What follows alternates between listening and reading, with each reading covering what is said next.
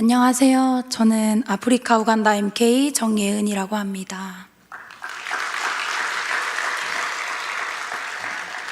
저는 다른 MK들에 비해 조금 늦은 나이인 17살에 아프리카로 부르심을 받은 부모님을 따라 우간다에 가게 되었습니다. 도착한 지 일주일 만에 비자 문제가 생기게 되었고 그 비자 문제를 해결하고자 급히 현지 학교에 들어가게 되었습니다. 그렇게 시작된 학교 생활은 이전까지 단 한 번도 생각해 본 적이 없었던 힘든 시간들이었습니다. 음식물 쓰레기 같은 학교 급식을 먹는 것과 문이 없는 화장실을 사용하는 것이 정말 힘들었습니다. 또한 어디를 가든지 무엇을 하든지 그들과 다른 피부색으로 인해 모든 시선이 저에게 집중되었고 때문에 기본적인 생활조차 하기 쉽지 않았습니다.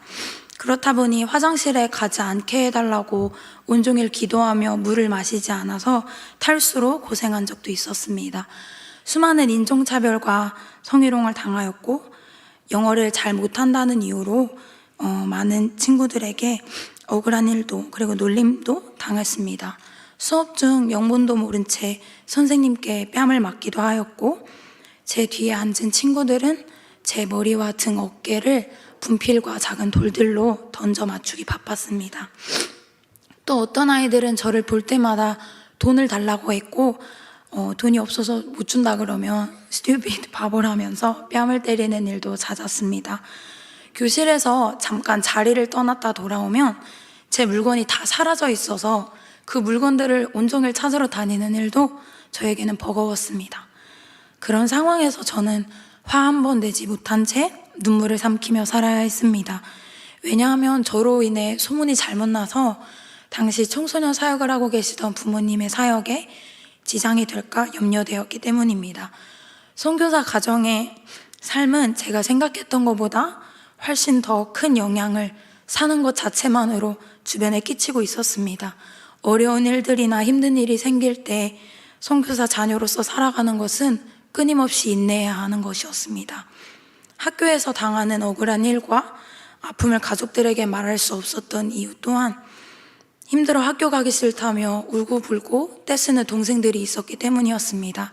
동생들의 이야기를 듣는 것만으로도 충분히 부모님의 마음이 아플 텐데 나까지 이야기하면 더 아프실까봐 혹시라도 이 선교 사역을 내려놓으실까봐 이야기하지 못했습니다.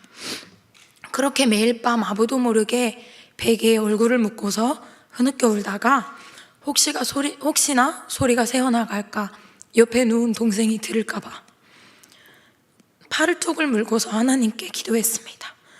당시 저의 기도 내용은 하나님께 어떻게 해달라는 것이 아니라 그저 울기만 하는 것이었습니다. 주님 듣고 계시죠? 주님은 다 아시잖아요. 여기 계신 거 맞죠, 주님? 저희와 늘 항상 함께 하신다 하셨잖아요. 그 누구에게도 하지 못하는 이야기를 이미 다 알고 계시는 하나님께 아뢰었습니다.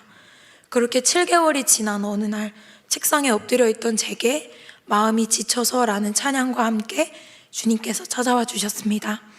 마음이 지쳐서 기도할 수 없고 눈물이 빗물처럼 흘러내릴 때 주님은 우리 연약함을 아시고 사랑으로 인도하시네. 누군가 널 위하여 기도하네. 내가 홀로 마음이 무너질 때 누군가 널 위해 기도하네 라는 가사의 찬양은 저에게 큰 위로가 되었습니다. 예은아, 많이 힘들었지? 내가 다 알고 있어. 넌 혼자가 아니야. 누군가 널 위해 기도하고 있단다. 저를 찾아오신 주님께 그동안 일들을 모두 쏟아내고 나니 주님께서도 이렇게 말씀하셨습니다. 예은아, 많이 억울했니? 나도 억울했다. 많이 아팠니? 나도 많이 아팠다. 라고 하시며 주님께서 지셨던 십자가를 바라보게 하셨습니다. 예수님께서 십자가를 지고 발걸음을 옮기셨을 때마다 느끼셨을 온갖 수치와 고통, 그리고 견딜 수 없는 아픔을 생각하니 그동안 제가 겪었던 일들은 비교할 바가 아니었습니다. 저를 향한 주님의 사랑이 얼마나 크고 깊고 절절한 것인지도 깨닫게 되었습니다. 친구들이 훔쳐갔던 물건에 대해 분노함을 느꼈던 일과 기쁨으로 물건을 빌려주지 못한 일에 대해서도 주님께서는 이렇게 말씀하셨습니다. 네 것이 아닌데 왜 네가 주인 행세하느냐? 라고 하시며 나의 것으로 느끼고 그동안 내가 그들보다 나은 사람이라고 생각했던 저의 교만함을 회개하게 하셨습니다. 주변 환경이나 상황이 변한 것은 아무것도 없었지만 주님과의 교제를 통해 제가 변화되고 예수님의 사랑을 알게 되니 그들을 더 사랑할 수 있게 되었습니다. 지금까지 어려웠던 시간들은 하나님과 더 가까워질 수 있는 기회가 되었고, 무슨 일이 생기거나 남들한테 하지 못하는 작은 이야기까지도 나누는 친한 친구, 진짜 친구가 되었습니다. 저는 여전히 서툴고 정도 많고 겁도 많은 사람이라 이 땅에서 나그네 된 자로 살아가는 것이 때로는 외롭고 힘들지만 저의 본향인 하나님 나라에 갈 때까지 어떠한 상황 속에서도 주님께서 늘 동행하시고 함께 해주실 것을 믿기에 오늘도 담대히 한 걸음씩 내딛습니다. 지구촌 곳곳에 저와 같은 한국 선교사 자녀가 2만여 명이 넘게 있습니다.